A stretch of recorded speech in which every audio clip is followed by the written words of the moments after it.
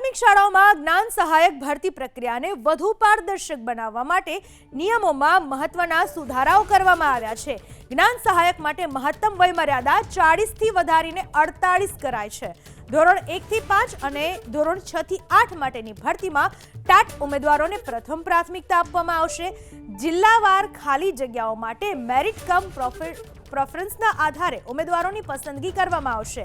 રાજ્યની અનેક શાળાઓમાં લાંબા સમયથી શિક્ષકોની જગ્યાઓ ખાલી હોવાથી વિદ્યાર્થીઓના શિક્ષણ પર અસર પડી રહી હતી। આ સ્થિતિને ધ્યાનમાં રાખી જ્ઞાન સહાયકની ભરતી પ્રક્રિયાને વધુ સુવ્યવસ્થિત બનાવવા માટે જિલ્લા શિક્ષણ તંત્રને નવી માર્ગદર્શિકા મોકલવામાં આવી।